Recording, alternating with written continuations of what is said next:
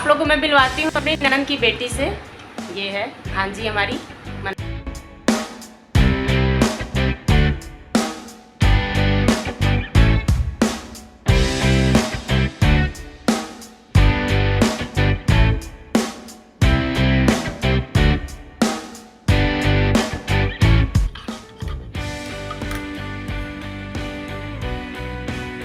ये फ्रेंड्स मिल गया है इनको, इसको उत्कृष्ट पदक बोलते हैं। फ्रेंड्स स्वागत है आप सभी का मेरे चैनल पे। तो आज है दिन शुक्रवार और समय हो रहा है 11, यानी कि 11 बजे से मैं आज ब्लॉग स्टार्ट कर रही हूँ। और नहाना हो गया है, पूजा हो गया है और अभी एक गलती हो रही है नाश्ता का टाइम है। आज फ्रूट सैलेड लिया है मैंने, थोड़ा सा नमक भी डाला है बस, टेस्टी टेस्टी। तो आज थोड़ा लेट हो गई हूँ नाश्ता करने में। पता नहीं यार, काम मैनेज करना चाहती हूँ पर हो नहीं पाता है। नहीं, मैनेज सारे काम हो जाए टाइम पे, पर ये जो एडिटिंग है ना वो सबसे भारी पड़ता है मेरे को।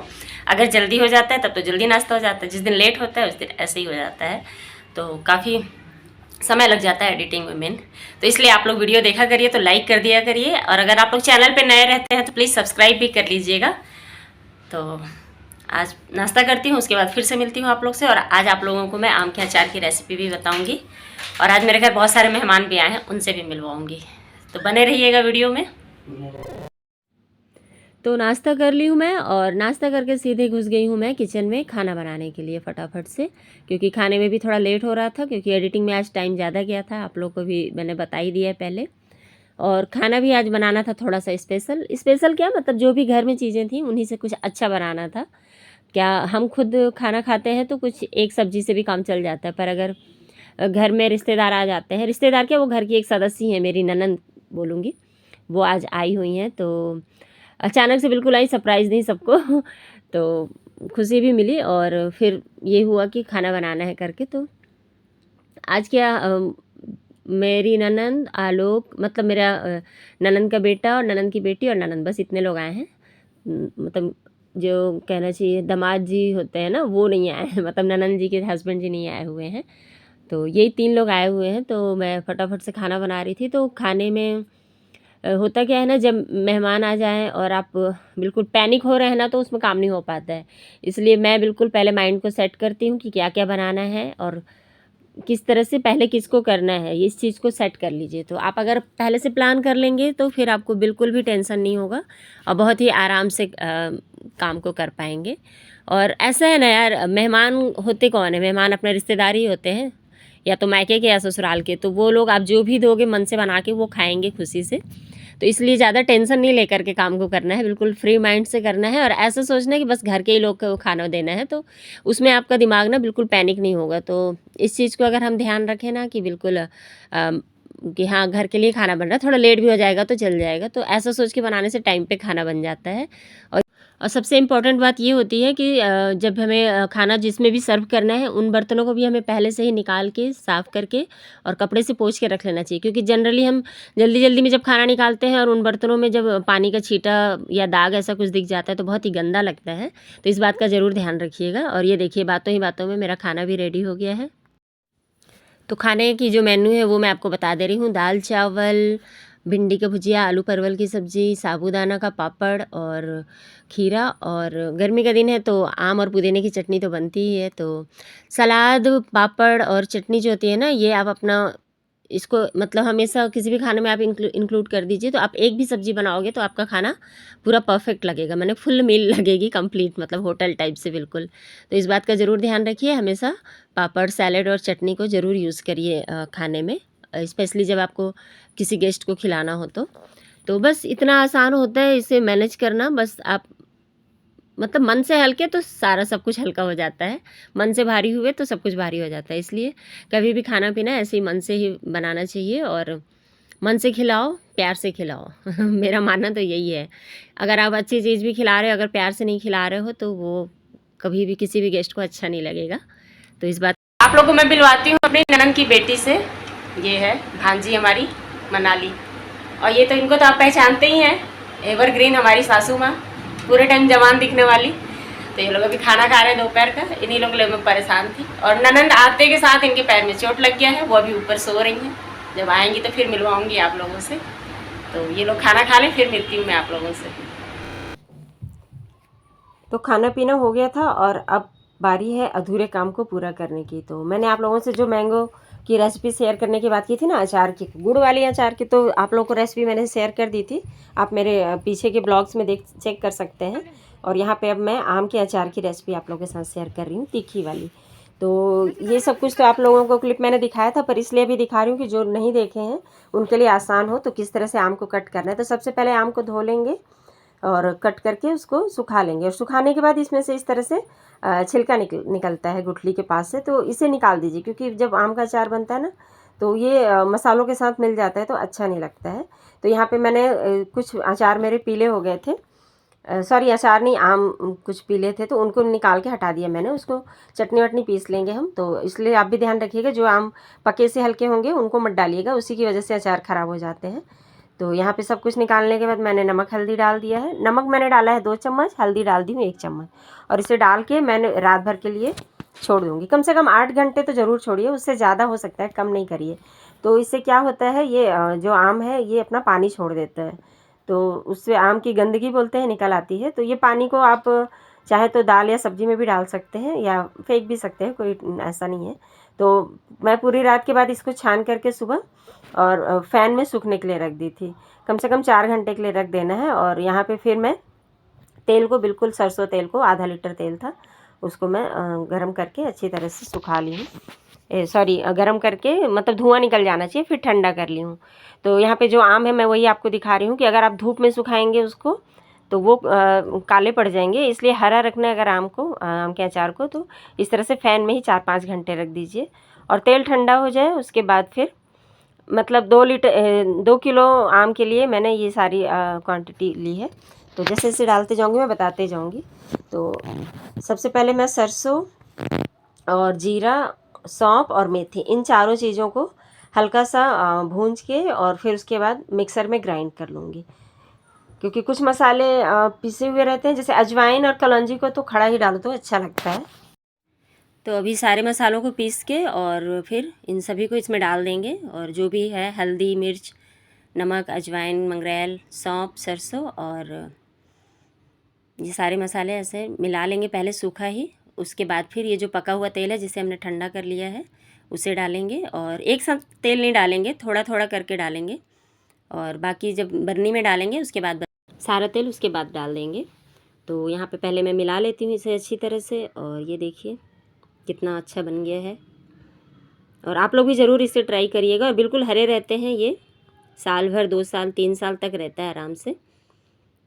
हो सकेगा तो मैं आपको पिछले अचार जो मेरे बचे हैं उसमें से दिखाऊंगी, देखिएगा बिल्कुल हरे रहते हैं। बिल्कुल कलर इसका जो आम का है एकदम बिल्कुल जैसे ताज़े आम का अचार होता है ना, बिल्कुल वही स्वाद भी रहता है, वही कलर भी रहता है। और यहाँ बरनी में डाल के इसको हमें धूप में रखना है। धूप में कम से कम 10 दिन रखेंगे, और ऐसा खुला धूप में नहीं रखना है, कपड़ा बांध देंगे, या इसमें ढक्कन, अगर आप कांच के बरनी में रखे हैं तो उसको ढक्कन लगा के ही रख दीजिए, तो उसमें हीट काफ़ी जाता है। ये तो चीनी मिट्टी वाली है, सिरेमिक की है ना, तो इसमें धूप ज़्यादा जाता नहीं है, तो इसलिए मैं कपड़ा लगा करके इसको रख दूँगी। और ये सारा का तेल इतना डालेंगे कि अचार के ऊपर से आ जाए, तो इससे क्या हमारा जो तेल प्रिजर्वेटिव का काम करता है, तो अचार हमारा ख़राब नहीं होता है। और इसे मैं बस धूप में रख दूँगी, और 10 दिन बाद फिर मैं आपको इसका जो रिव्यू है वो ज़रूर दिखाऊँगी कि किस तरह का बना है, क्योंकि 10 दिन तक तो अभी बिल्कुल इसको बस रोज़ रोज़ चला करके और धूप में 2 घंटे के लिए रखेंगे, ज़्यादा देर के लिए नहीं रखना है।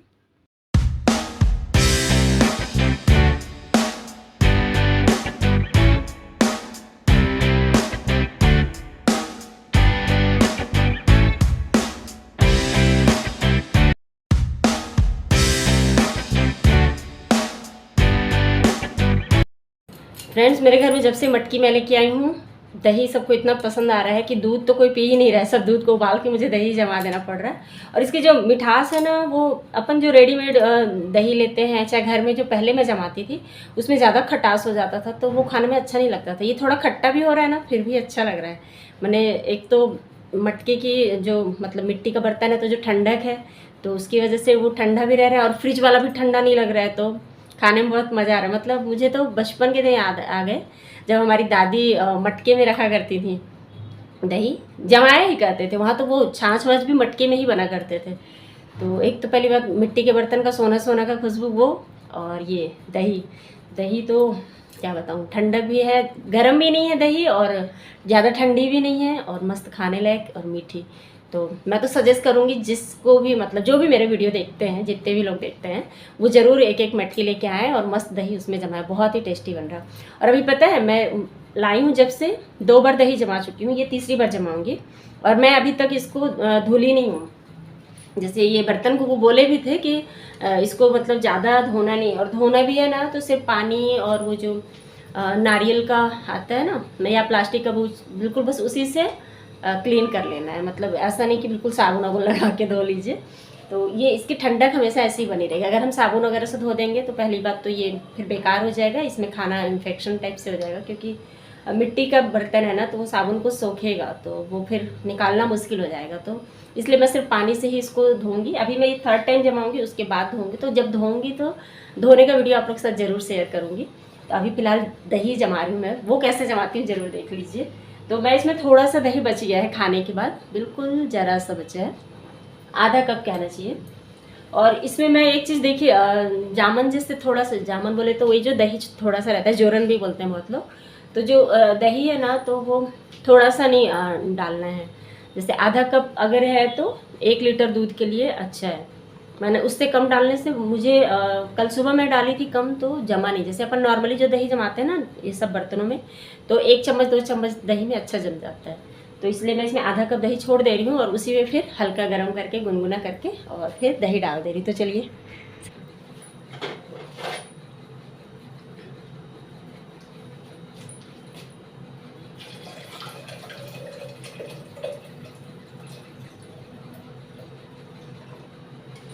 और इतना दूध चाय और कॉफ़ी के लिए रहेगा शाम में, क्योंकि हम लोग का जो दूध है वो 6:30 तक आता है, और अगर उससे पहले इच्छा हो गई तो फिर कैसे करेंगे। इसलिए मैं थोड़ा सा दूध बचा लेती हूँ।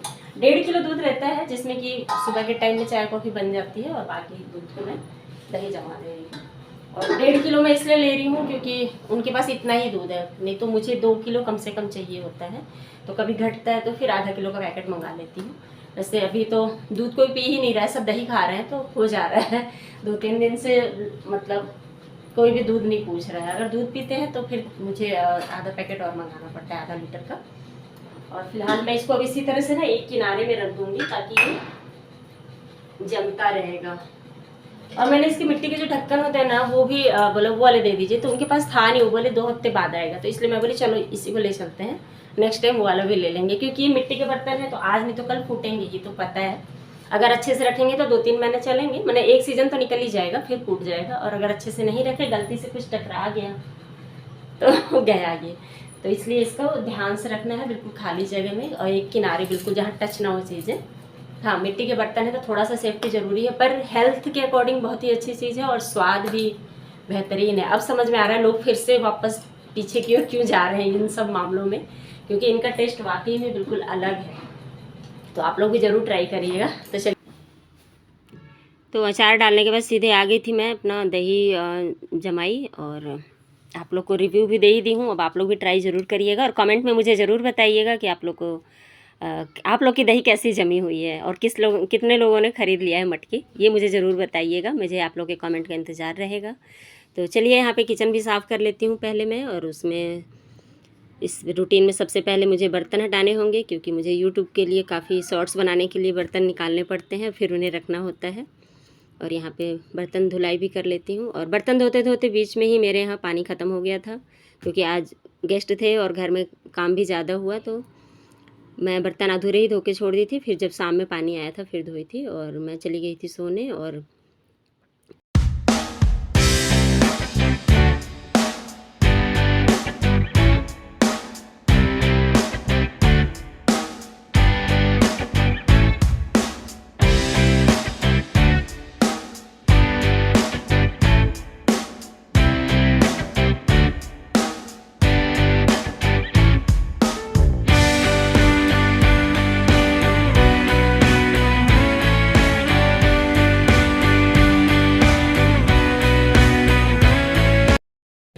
तो फ्रेंड्स, मैं सीधे सो गई थी, और शाम के मिल रही हूँ 6:30 बजे आप लोगों से। अभी हस्बैंड जी का फ़ोन आया, मतलब आयुष के पापा का फ़ोन आया था, बोले चाय रख लो। और तो मैं बोली चाय इनके लिए बना देती हूँ। और मैं आज कॉफ़ी नहीं लूँगी, बहुत ज़्यादा कॉफ़ी हो जा रहा है दोनों टाइम, तो मैं आज दूध और गुड़ लूँगी।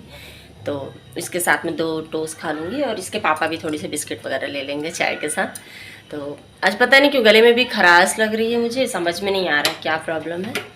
और आज इसके पापा जल्दी ऑफिस चले गए थे, ऑफिस नहीं गए थे, शायद ग्राउंड में गए थे, कुछ रिवॉर्ड वगैरह का था। अब आएंगे तो बताएंगे, मुझे समझ में नहीं आ रहा था। और आज बहुत थकान लग रहा है, पता नहीं क्यों, और ख़ास तौर से मेरे गर्दन में दर्द हो रहा है। बस ये डर लग रहा है फिर पिछली बार की तरह बीमार ना पड़ जाऊँ। वैसे इस बार मैं कुछ भी ठंडा भी फ़िलहाल तो नहीं खाई हूँ, इसलिए डर कम है। ये फ्रेंड्स मिल गया है इनको, इसको उत्कृष्ट पदक बोलते हैं हिंदी में, मतलब अच्छे कार्य के लिए आपको मेडल मिला है। तो आज मिला है पति देव जी को, तो इसके लिए इनको ढेर सारी बधाइयाँ। खाना पीना हो गया है दोस्तों, सुबह की सब्जी थी और बस रोटी बनाई थी मैं। तो वीडियो कुछ शूट ऐसा करने लायक दिखा नहीं मुझे, इसलिए मैं वीडियो शूट नहीं की। तो चैनल पे अगर आप लोग नए हैं तो प्लीज़ सब्सक्राइब कर लीजिएगा, वीडियो को लाइक कर दीजिएगा, और फिर मिलूंगी नए वीडियो में। तब तक के लिए बाय बाय दोस्तों, गुड नाइट।